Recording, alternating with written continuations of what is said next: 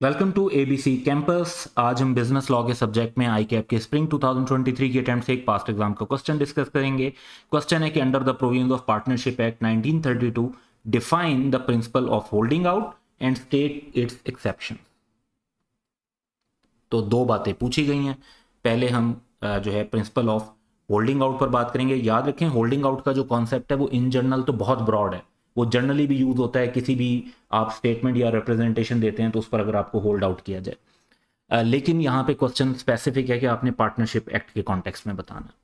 तो partnership law में जो लिखा हुआ है एज इट इज हम वही यहाँ पे बेयर एक्ट से ले रहे हैं कि anyone who by word spoken, written और बाय कंडक्ट, यानी कि ये जो होल्डिंग आउट का प्रिंसिपल है ये किसी ऐसी रिप्रेजेंटेशन पर अप्लाई हो सकता है जो एक्सप्रेस हो, इम्प्लाइड हो, रिटन हो, ओरल हो, किसी भी तरीके की हो सकती है, जिसमें एक पर्सन क्या करता है, अपने आप को रिप्रेजेंट करता है या नोइंगली परमिट करता है अपने आप को रिप्रेजेंट करना। अच्छा, जब खुद को रिप्रेजेंट करता है तो इसको कहते हैं डायरेक्ट रिप्रेजेंटेशन, और जब अपने आप को रिप्रेजेंट करने देता है तो इसको कहते हैं इनडायरेक्ट रिप्रेजेंटेशन।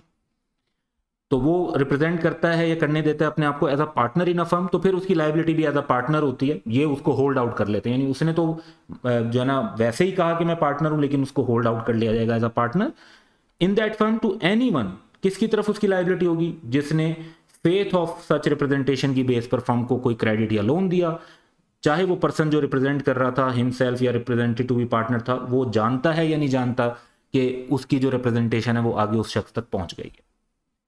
तो ये होल्डिंग आउट का कॉन्सेप्ट है। तो ऐसा शख्स जो एक्चुअली पार्टनर नहीं होता, अपनी किसी डायरेक्ट और इनडायरेक्ट रिप्रेजेंटेशन की वजह से पार्टनर समझा जाता है, थर्ड पार्टी की तरफ उसकी लाइबिलिटी होती है इन दी सर्टन सर्कमस्टांसेस।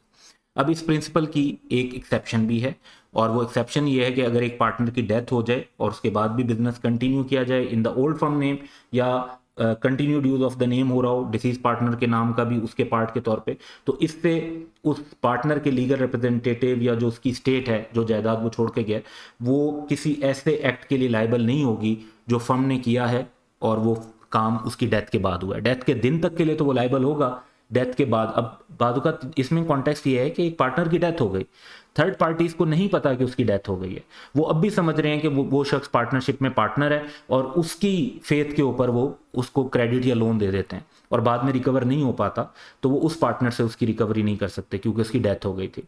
हालांकि उन्हें नहीं मालूम था कि डेथ हुई है, लेकिन ऑब्वियसली एक पर्सन अपनी डेथ के बाद इन्फॉर्म तो नहीं कर सकता, तो फिर इस वजह से उस डिसीज्ड की लीगल रिप्रेजेंटेटिव या उसकी स्टेट की कोई लाइबिलिटी कंसीडर नहीं की जाती।